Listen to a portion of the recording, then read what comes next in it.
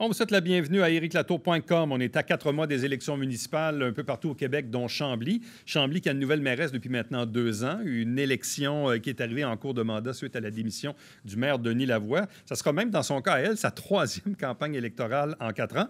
Et à ce jour, elle n'a toujours pas d'adversaire. On vous la présente, Alexandra Labbé.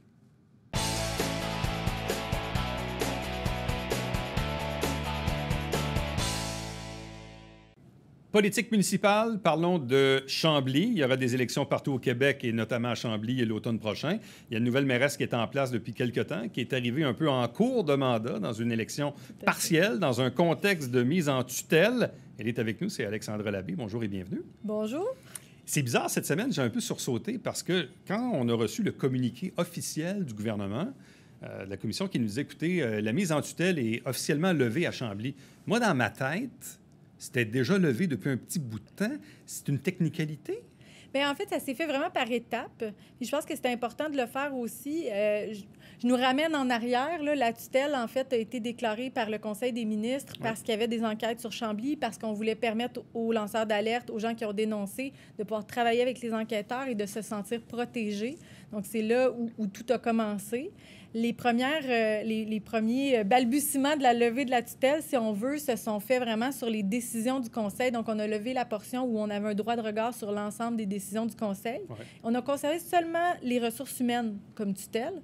Puis après, on l'a relevé encore partiellement. On a relevé, dans le fond, tout le contrôle des décisions du Conseil, même en ressources humaines, mais on avait gardé un droit de désaveu de certaines décisions en ressources humaines. Donc, c'est ce droit-là qu'il lève complètement. Mais là, dans le fond, que je comprenne, dans les dernières semaines, derniers mois, là, il restait quoi de tutelle? C'est-à-dire que le gouvernement aurait pu intervenir sur quoi?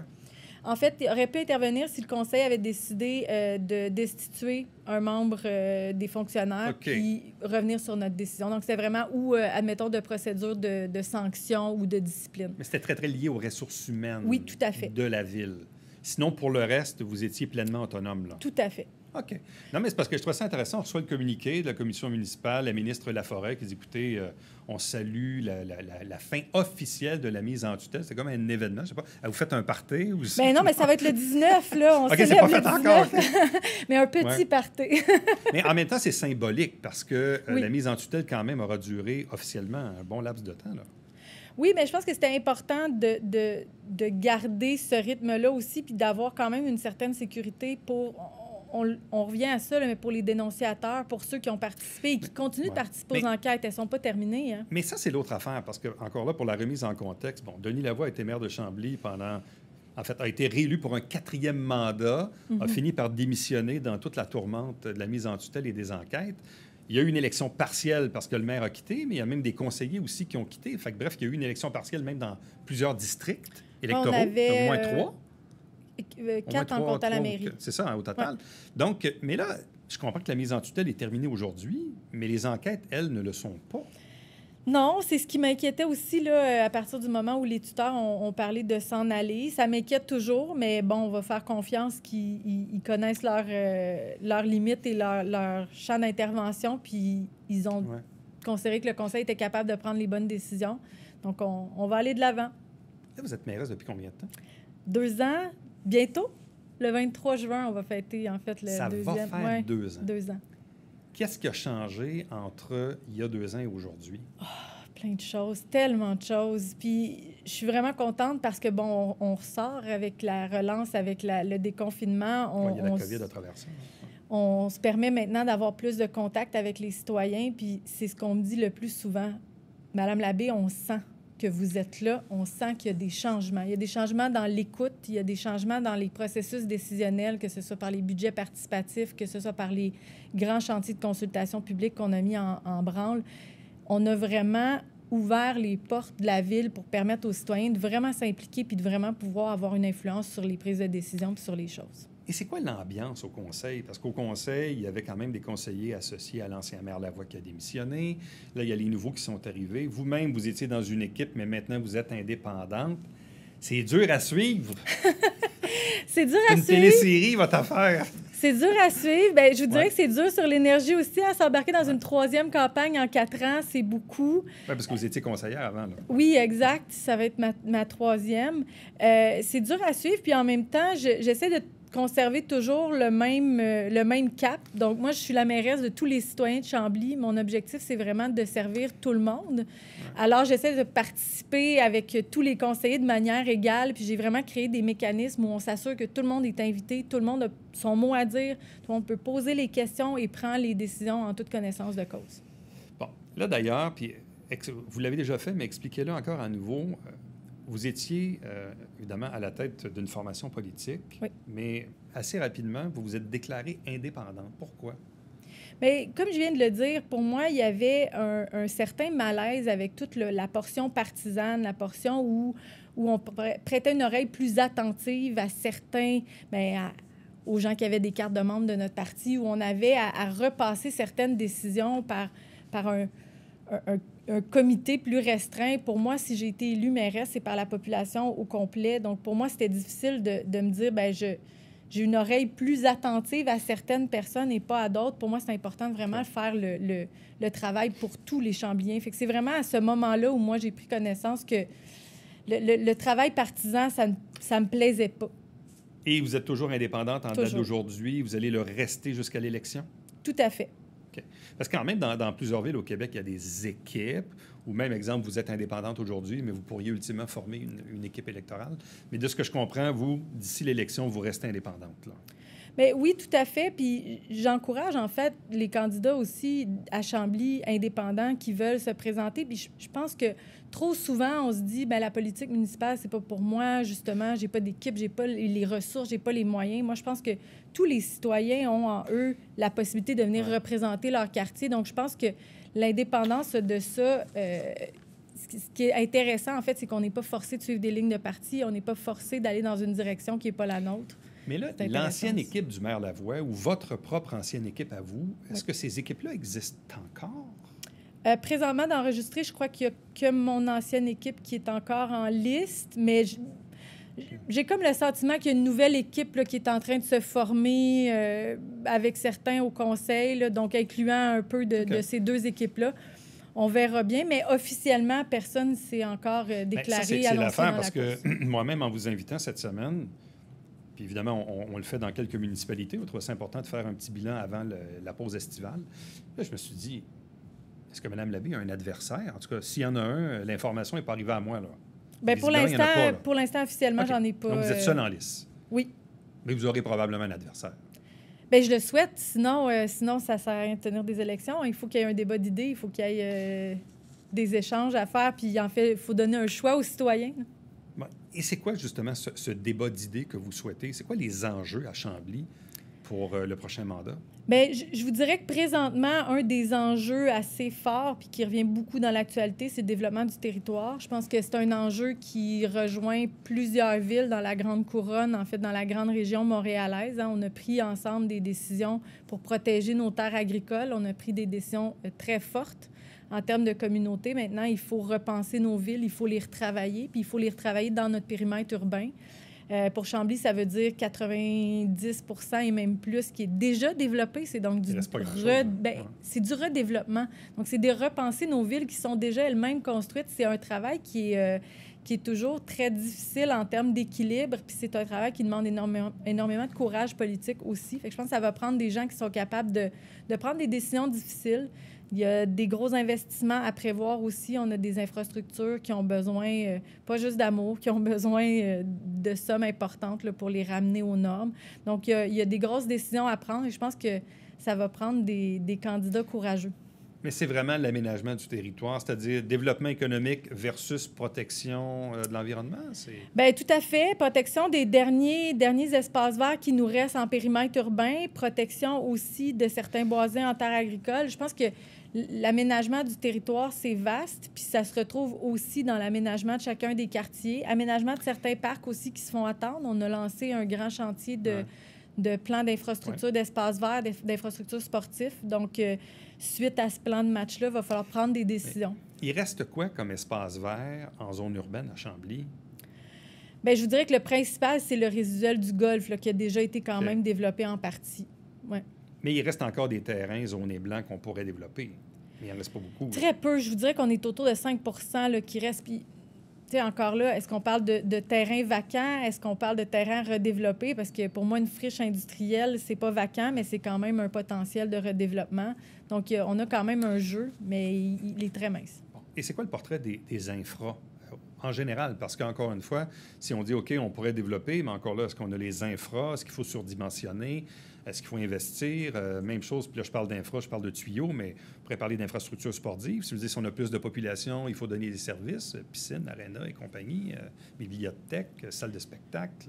Bien, je vous dirais qu'en arrivant, on a déjà constaté qu'il y avait certains éléments qui avaient été négligés, là, entre autres, un centre communautaire. On sait présentement qu'on a d'énormes investissements à faire aussi au niveau du traitement de nos eaux usées.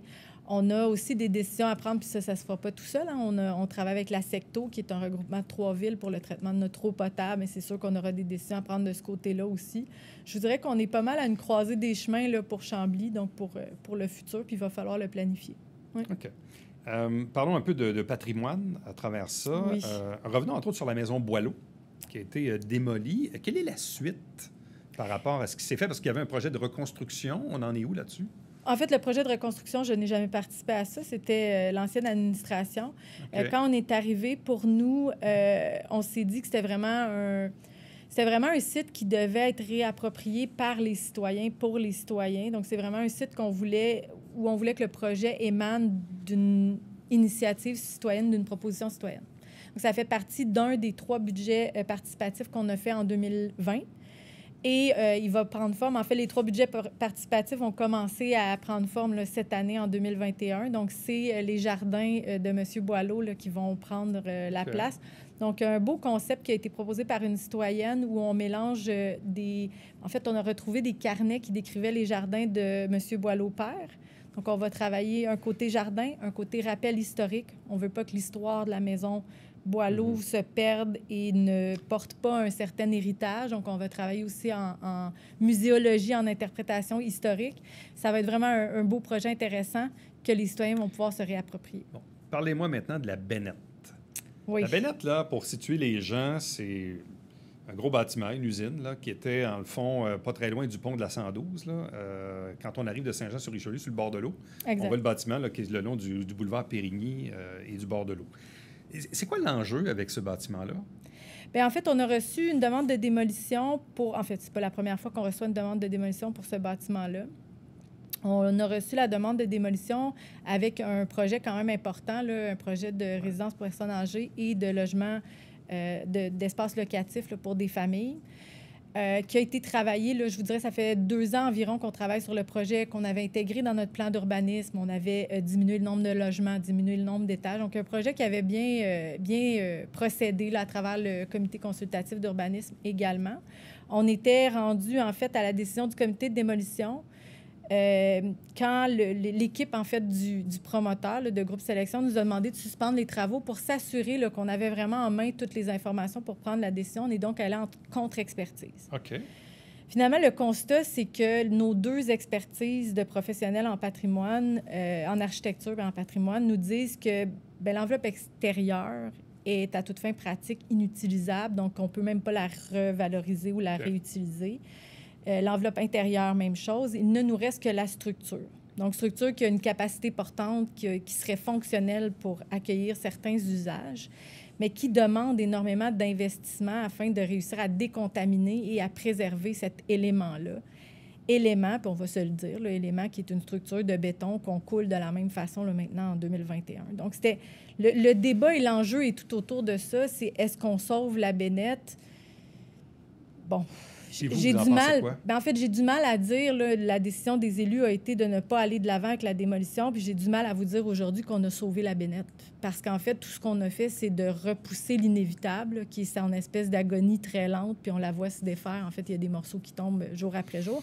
Donc, Mais quel est le volet patrimonial de ce bâtiment-là? Parce que, honnêtement, moi qui passe là occasionnellement, bon, c'est pas une beauté de la nature, là. Mais peut-être, puis là, je fais un parallèle, parce que nous, ici à Saint-Jean, on avait la Seigneur, avec des ennuis un peu semblables. Il aurait fallu mettre beaucoup d'investissements pour ramener ça. Bon, le bâtiment avait quand même une certaine architecture intéressante qui aurait pu être sauvée, mais bref, ça coûtait trop cher. Dans le cas de la Bennett, qu'est-ce qu'on veut sauver au juste? Ceux qui veulent sauver le parti patrimonial, c'est quoi? C'est le symbole de cette usine-là? Bien, on est devant du patrimoine immatériel, tout à fait. En fait, on est devant le côté industriel, le côté... C'est un souvenir impérissable pour bien des Chambliens. Hein? Il y en a plusieurs qui ont travaillé là. C'est vraiment au niveau d'un patrimoine immatériel qu'on sauve. Souvent, quand on va réinvestir une bâtisse comme ça, un bâtiment industriel, ce qu'on va aller chercher comme plus-value en termes patrimonial, c'est qu'on va aller chercher des grands espaces d'appartements, des plafonds hauts. C'est vraiment là où on va aller rechercher un âme, souvent qu'on va parler d'une maison. C'est un peu le même principe dans ce cas-ci.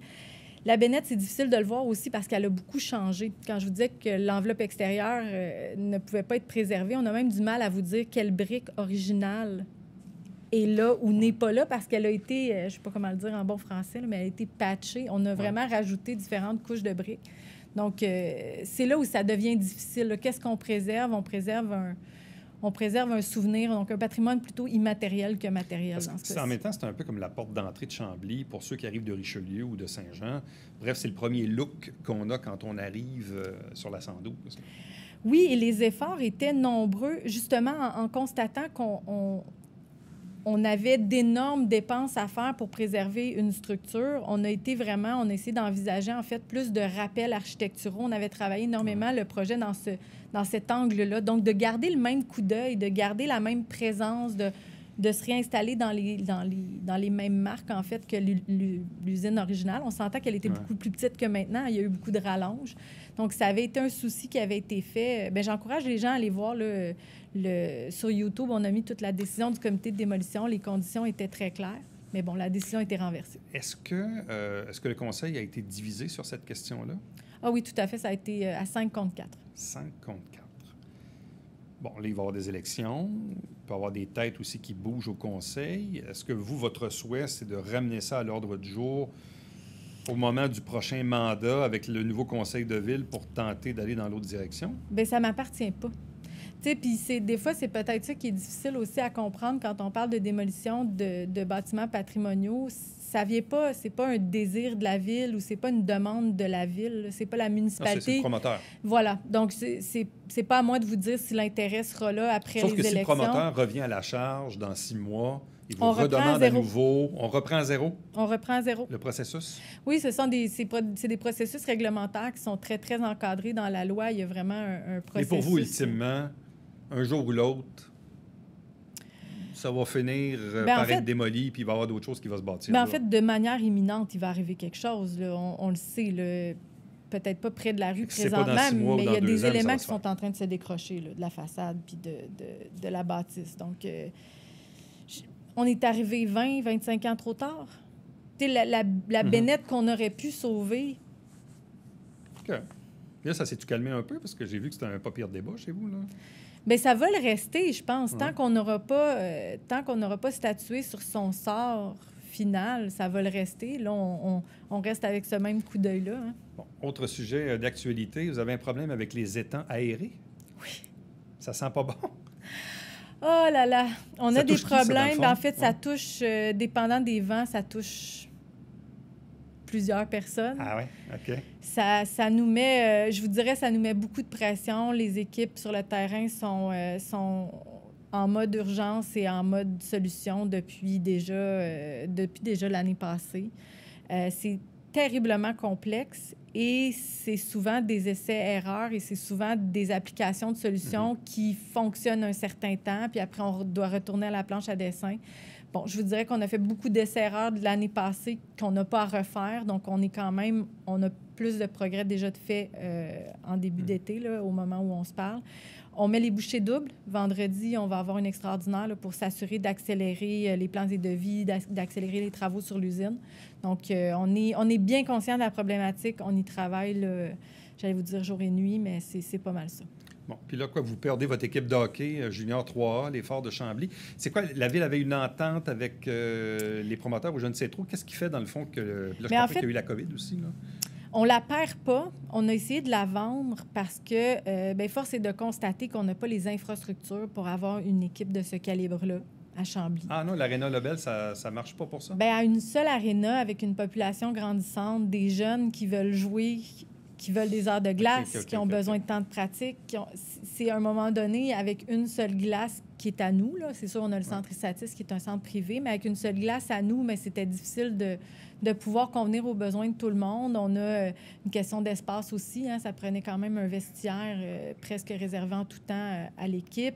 Donc, pour nous, je pense que les élus, on était tous sur la même longueur d'onde. Pour nous, l'important, c'était de s'assurer que l'argent des citoyens servait aux jeunes joueurs de hockey de Chambly. Donc, c'était pas toujours le cas avec les équipes de ce calibre-là, mais c'est souvent des joueurs de l'extérieur.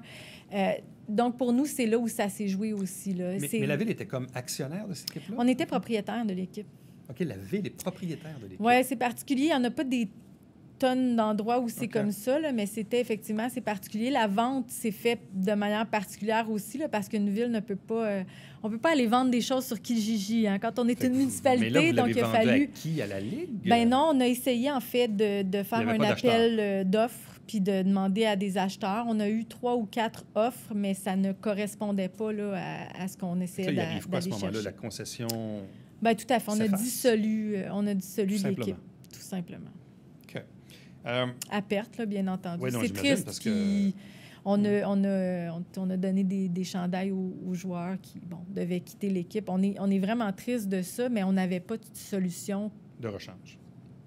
C'est un moment où on n'invente pas de l'espace de glace. Hein. La semaine prochaine, j'ai Jean-François Roberge en entrevue, en studio d'ailleurs. Donc, il va être avec nous pour parler, entre autres, de son ministère, l'Éducation, mais surtout aussi, évidemment, les dossiers de Chambly. Oui. Et quels sont les enjeux sur lesquels vous travaillez avec Jean-François Roberge actuellement? Est-ce qu'on est encore dans la 116, puis la circulation, puis l'école, puis on est encore là-dedans? C'est sûr qu'avec la réponse qu'on a eue à propos du REM, on travaille à trouver d'autres solutions. Oui, effectivement, on aimerait ça avoir des belles annonces à faire aussi pour dire aux Chambliens qu'on va soulager un peu de pression sur le trafic. Donc, on travaille à différents niveaux pour ça. On a aussi l'agrandissement de l'école secondaire. Oui. Ça, je pense que c'est un grand projet qui est attendu depuis vraiment longtemps par la population. On est vraiment content pour nos jeunes. Donc ça, on y travaille en belle collaboration puis étroitement. On a bien hâte de pouvoir aller en visiter les locaux. C'est des travaux qui vont s'échelonner jusqu'en 2023. Là. Je ne vais pas faire de faux espoirs, mais on a vu quand même des images. C'est très, très inspirant. Des beaux projets. Est-ce que la 116 est toujours autant, le boulevard Périgny, toujours autant congestionné dans l'étranglement de Carignan? La 112. Le 112, pardon, oui. J'ai dit la 116, oui. Je me cherchais, là. Non, c'est ça, le boulevard Périgny 112, là, oui, à l'embouchure de Carignan. Est-ce qu'on est toujours un peu dans des problèmes de congestion? Mais oui, tout à fait. Mais c'est sûr que, la pandémie, le télétravail, ça l'a soulagé un peu de pression, mais très temporairement et pas tout à fait. Là, on est encore quand même dans des bonnes congestions. On a d'ailleurs des études qui datent déjà de plusieurs années et qui nous disaient que la prochaine chose à faire, c'est des voies supplémentaires, des voies réservées pour autobus, pour le covoiturage. C'est ce qu'on souhaite. On va travailler dans ce sens-là. Mais s'il n'y a pas de REM, puis je sais que c'est le même enjeu du côté de Saint-Jean, l'équipe de Mme Bouchard veut absolument avoir le REM. L'équipe de M. Laplante dit, écoutez, pourquoi on ne regarde pas l'option d'un train pour amener le monde à Brossard? Vous, dans votre cas, à Chambly, c'est quoi l'option si on n'a pas de REM? Comment on remet des autobus entre le stationnement incitatif puis Brossard? Bien, en fait, nous, on a eu la chance de faire partie de ceux qui, justement, à cause de l'arrimage au REM et de l'impossibilité de maintenant se rendre à Montréal avec nos autobus, on a eu la chance d'avoir une refonte complète de notre service avec EXO. Donc, on a vraiment fait en consultation publique un grand travail de fond pour, justement, consulter la population, à savoir est-ce qu'on préfère un peu plus de distance de marche, moins de transfert. On a vraiment été les sonder pour adapter le service. Je pense que les Chambliens en ressortent terriblement gagnants. On a une meilleure couverture du territoire. On va avoir de meilleurs temps de parcours aussi. Donc, oui, on va aller se rabattre directement avec les autobus sur le REM à Brossard. On a, bien entendu, des docks d'autobus réservés, des voies. On a des voies réservées aussi. Donc, je pense que ça va être vraiment de travailler l'arrimage au REM, s'assurer qu'on a le meilleur service possible. Il n'y avait pas, en fait, ce qu'il faut comprendre aussi quand on a eu les résultats là, de l'étude par rapport au REM à Chambly, les résultats nous permettait pas d'envisager un investissement aussi important pour le peu de gains qu'on avait en temps de parcours, pour le nombre de terres agricoles qu'on aurait dû aussi sacrifier là, dans l'aménagement. Alexandra Labie, merci beaucoup. Ça fait plaisir. Bon été, bonne campagne. Merci. Et écoutez, le jour que vous aurez un adversaire, on va l'inviter en studio. Bien hâte d'entendre ça. À moins que vous soyez élu par acclamation. Ouais, je ne nous le souhaite pas. Pour la démocratie, ça prend un peu de compétition. Bon été. Merci. Restez avec nous. Au retour, le mot de la fin.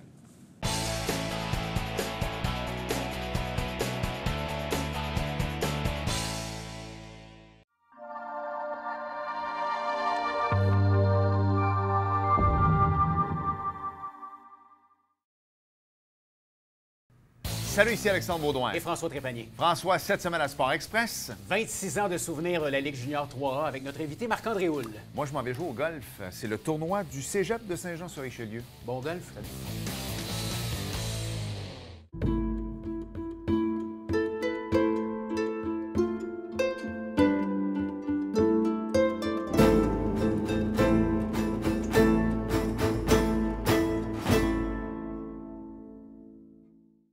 Mesdames et messieurs, bonjour et bienvenue à la Justice entre nous. Mon nom est Serge.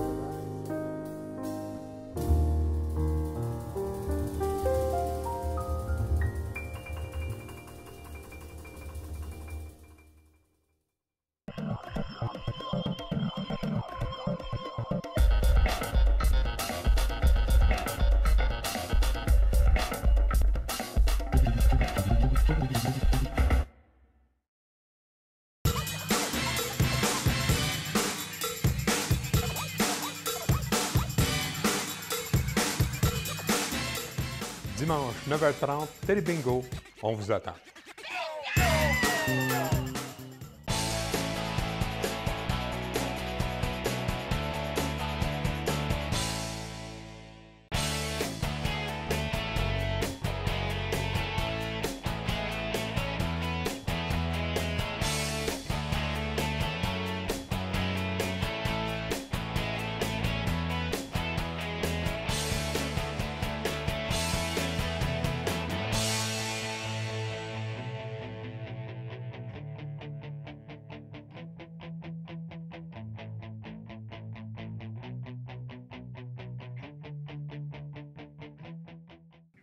Petit rappel avec l'été, surtout sur le règlement d'arrosage à Saint-Jean-sur-Richelieu pour préserver l'eau potable. L'arrosage, il est permis entre 20 h et 23 h selon l'adresse civique de votre maison et la date, avec le fameux principe de chiffre pair et chiffre impair. Et si parfois vous avez des gicleurs automatisés sur vos terrains, vous pouvez les utiliser entre 3 h et 6 h le matin. Et pour toutes les informations, allez directement sur le site Internet de la Ville de Saint-Jean-sur-Richelieu. À demain. Bye-bye.